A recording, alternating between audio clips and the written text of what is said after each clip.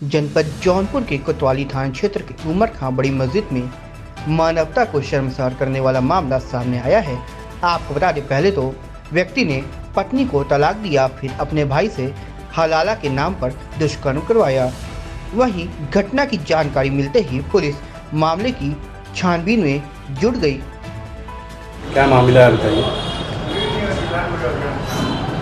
मेरा मामला यही है कि मेरी शादी 24/9/2022 में हुई थी।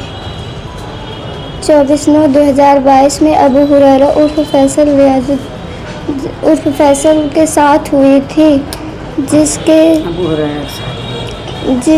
जिसको मेरी शादी में दहेज की मांग में मेरी अम्मी दहेज के साथ 3 लाख रुपए नकद दिए थे और जितना हो सका दहेज में सारा कुछ सामान, दहेज में कोई कमी भी नहीं थी। और उसमें अपनी खेती की ज़मीन को बेचकर उनको 3 लाख रुपए नकद दिए थे। उनको पूरा दहेज का सामान दिया गया था, जिससे गाड़ी, फ्रिज, कूलर, टीवी सब कुछ वगैरह वगैरह जो कुछ सामान था सब कुछ दिया गया था। लेकिन वो लोग दहेज से खुश नहीं थे। इसकी वजह से दूसरी बार हमसे 2 लाख रुपए की मांग कर रहे थे। वो पैसा हमने नहीं दिया। उनके कारण हमारे पेट में बच्चा था।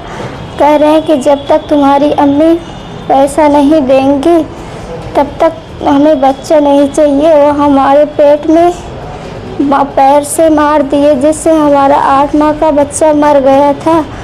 मारने के बाद हमें हमारे मायके ले जाकर पहुंचा दिए, जिससे बड़े ऑपरेशन से वो पैदा हुई बच्ची निकाली गई।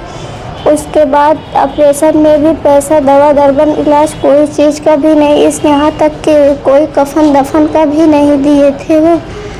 और 3 महीना बाद न फ़ोन पतर, कोई खोज खबर नहीं थी। उसके 3 महीना बाद हमें ज़बरदस्ती हमें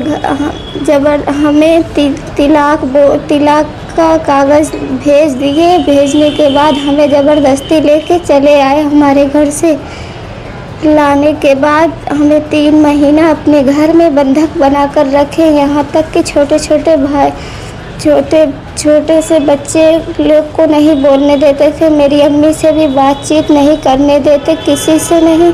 फिर 3 महीने बाद अपने भाई से ज़बरदस्ती मेरे साथ उनके परिवार वाले, उनके अब्बू रियाजुद्दीन, मेरे ससुर रियाजुद्दीन, मेरी सास चंदा, मेरी ननद समा, मेरी जेठानी राबिया और मेरे जेठ सद्दाम, उनके घर का नौकरवा सारिक और मेरे देवर मुरसलीन, मेरे पति अबू हुरैरा ने एक राय मशवरा बनाकर मुझे एक कमरे में बंद कर दिए।